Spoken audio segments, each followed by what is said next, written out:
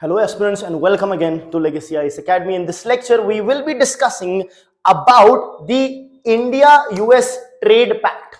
Now, why is this in news? That is because there are certain tariffs that have been imposed by Trump administration on various countries, and now India is of course also in talks with USA with respect to the trade deals.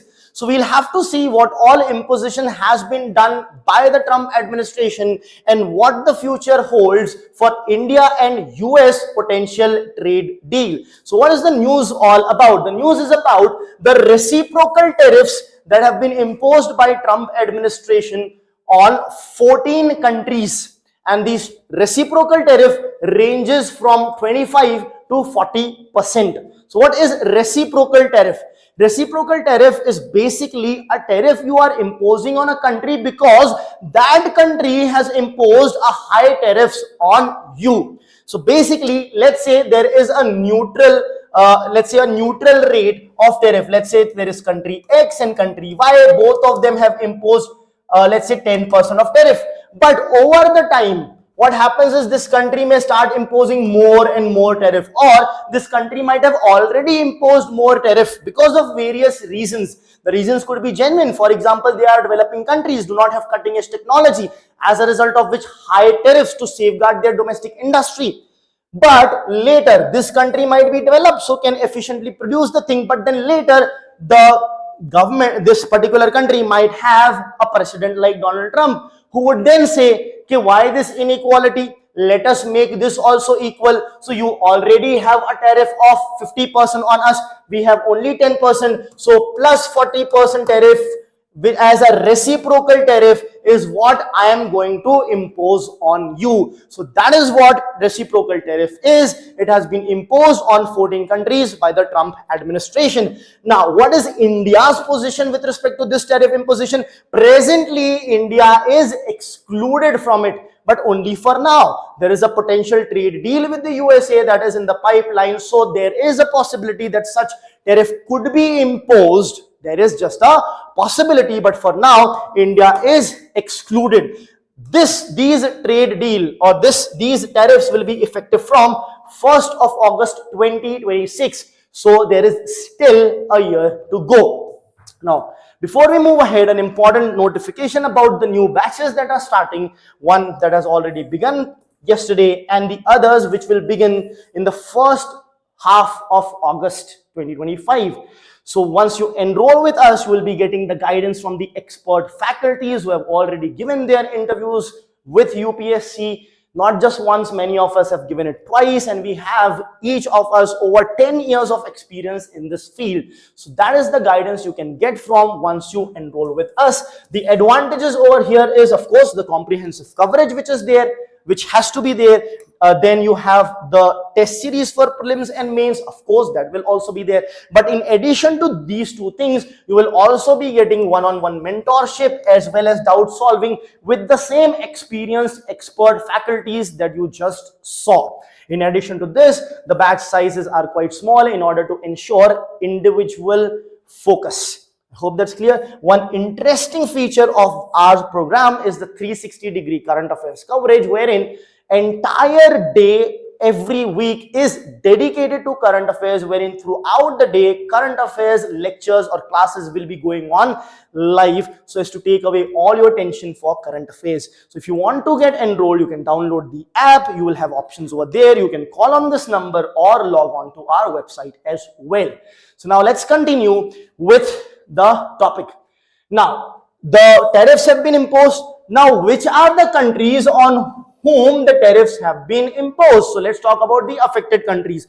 So majorly the countries that are affected are the ASEAN countries. In fact, 6 out of 14 targeted countries are ASEAN members. What is ASEAN? It is the Association of Southeast Asian Nations. It is an economic grouping of the Southeast Asian nations. It consists of these countries: Laos, Philippines, Brunei, Vietnam, Malaysia, Cambodia, Singapore, Indonesia, Thailand, and Myanmar. So these are the countries that have been impacted majorly. So if you look at the ASEAN country, Laos and Myanmar have been put under the 40% tariff bracket, which is highest among the ASEAN countries. Then Cambodia, Thailand 36, Indonesia 32. So there is a range. You don't have to exactly remember, but at least remember ASEAN countries are the major affected ones, Laos and Myanmar being the highest. Then there are other countries as well who are not from ASEAN but still of course are affected because 8 other countries are there. They are Japan, South Korea, Malaysia of 20. Now Japan and South Korea having 25% tariff, Bangladesh, Serbia having 35%, South Africa 30, then Tunisia, Kazakhstan 25. So the range is between 25 to 40, right? Let's move ahead. Now, what do India do now? What is India's strategy to negotiate with the United States? So let us understand India's strategy with respect to what India can offer or is willing to offer, and then what USA is expected to offer. So what is India willing to offer? India is willing to offer market access in most sectors. Of course, not in all sectors. It will, of course, it wants to exclude. We want to exclude agriculture and other sensitive, dairy, agriculture and other sensitive area. Sensitive areas or sensitive sectors means the sectors which are, the players in that are not affluent, they are poor. For example, agriculture, farmers are there, the dairy farming, farmers again having very low income. These are sensitive areas. We want to exclude that, but in most of the sectors, we are ready to allow the market access to the USA. But on the other hand, what USA is expected to offer us? USA may offer us tariff relief for certain things, for example, textiles, footwear. Also, the rollback of Liberation Day tariffs. What is Liberation Day tariff? In April, there was a Liberation Day wherein USA started imposing tariffs. There was a trade war, a tariff war that started with China. So it will roll back of any Liberation Day tariff that was there. That was the emergency tariffs that were there. So these are the things that USA can offer. Now, but what do we need? What we need is basically extended deadlines for reciprocal tariffs. Means if there are any reciprocal tariffs, we need extended deadlines. That means what? See, the countries on which reciprocal tariffs have been imposed now, that will be effective from 1st August 2026. So there is just over 1 year for that. So if any such thing happens for India, India expects from USA that it gives us an extended timeline. That means, and let's say instead of 1 year, give us 2, 3, 5 years in order to transition into it. By the time, make our industries also more capable. Second, interim deal with reduced exposure. So presently, till the time everything could be sorted, there could be some interim deal which could be a worked out deal between the two nations. So that is what is desired. However, there are certain challenges that India has. See, already the rising ASEAN imports from ASEAN is rising. There is slow FTA negotiation with ASEAN. Now with ASEAN, India is also negotiating a free trade agreement with ASEAN, but the free trade agreement movement is quite slow. We are not quite right up there, and that the reason for that is in ASEAN there are so many countries involved. So when you are dealing with a consortium of so many countries, there will be different requirements for different countries, and to basically cater to the entire group together, it becomes difficult. Bilateral trades could be faster if no proper bottleneck is there. Why? Because it's just the two countries that have to agree to it. So that is one challenge in front of us. Now, what are the challenges related to USA? Challenges related to USA is, first things first, the FTA that USA offers is not a true FTA in its sense. Free trade FTA means free trade agreement. So USA FTAs are not true FTAs. So what is true FTA? True FTA would be an FTA which follows World Trade Organization's guidelines. So the FTAs following WTO guidelines will be true, but USA does not follow that. So they are not true FTAs, first things first. At the same time, USA has no fast track authority to cut most favored nation tariffs. So the implementation part over here in USA is also not fast.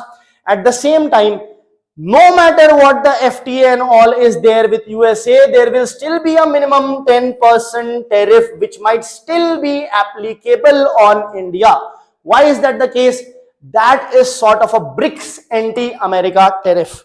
So a few months back, Donald Trump has said that I may impose additional tariff on BRICS nation if they do de-dollarization, if they talk about BRICS currency, so on and so forth. Now, India is a part of BRICS. So, no matter whatever FTA we come up with USA, let's say with USA we come up a free trade agreement on which the average tariffs are 30%. But we are part of BRICS. If we again, the BRICS talks about de-dollarization, new currency, etc., another 10% tariff might be imposed on us and it will become 40% of tariff. Even if we take it down to 30, it will still be added to us because we are a part of BRICS, and Trump has already threatened BRICS nations. So that is another challenge in front of India. Further, the legal fragility. What is this legal fragility? See, in April, USA imposed a huge amount of tariff which went up to 145% on China, right? But their own federal court ruled these tariffs to be unlawful. It was declared that they are illegal and they should be immediately blocked. But that did not happen immediately. And what is happening is the appeal is of course pending again because it was appealed against. So it is again pending. So presently there is a pause between USA and China is fine, fair enough. But if that would not have been the case, even after saying it is unlawful, it would still be imposed, still be implemented, still in existence, and the appeal is there, and it might cripple the economies, and at the end we get to know it was all unlawful, but the damage would already been done. So this is the issue to deal with USA. However, the way forward could be, India is a huge market.